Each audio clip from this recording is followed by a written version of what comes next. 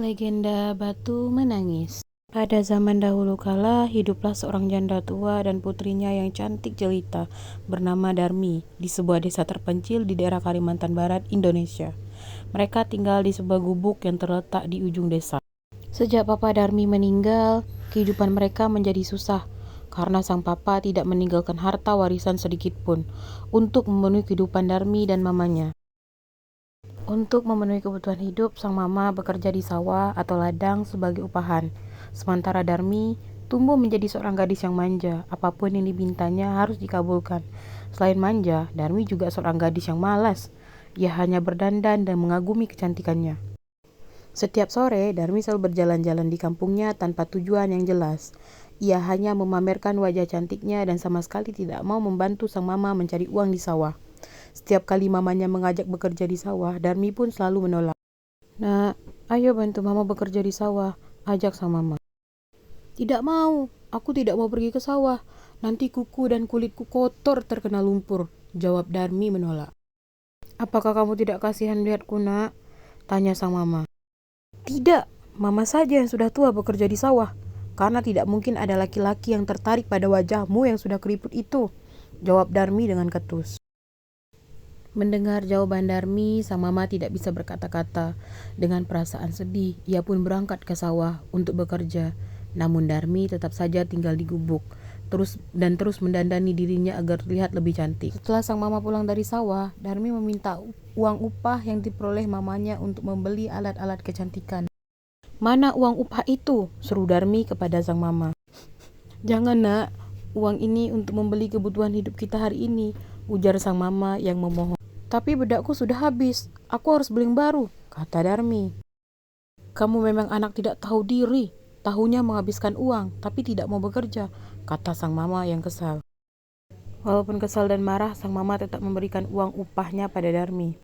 Hal ini pun terus terjadi hingga keesokan harinya. Darmi meminta lagi uang upah yang diperoleh sang mama untuk membeli alat kecantikannya yang lain.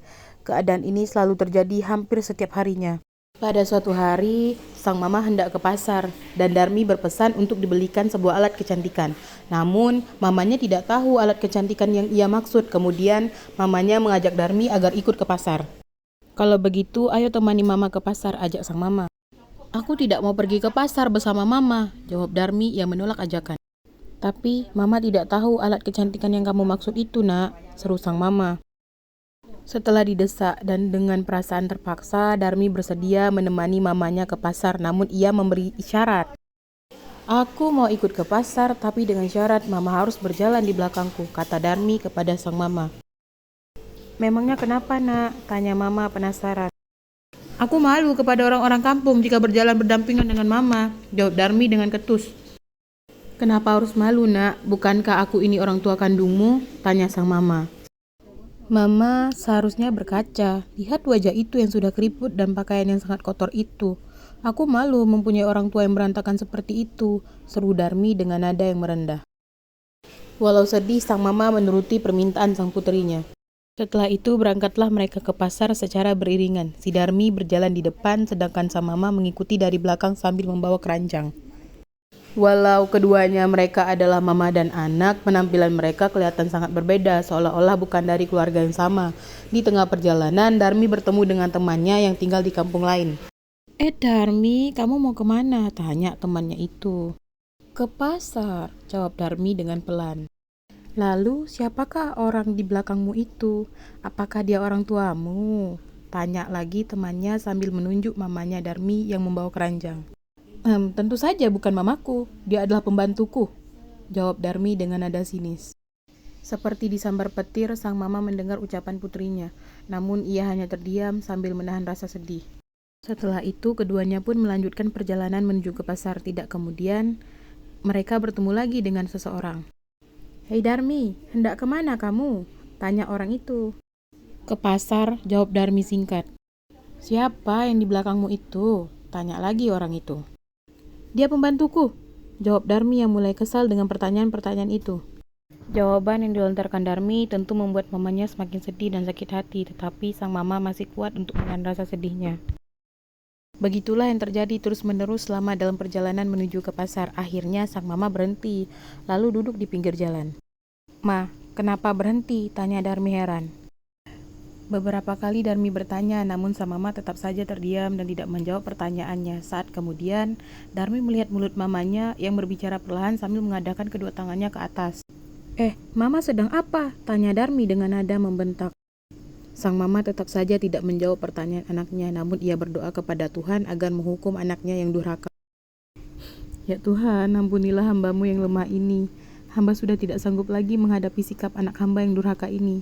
Berikanlah hukuman yang setimpal kepadanya," ucap doa sang mama. Beberapa saat kemudian, tiba-tiba langit menjadi mendung, petir menyambar-nyambar dan suara guntur bergemuruh memekakkan telinga.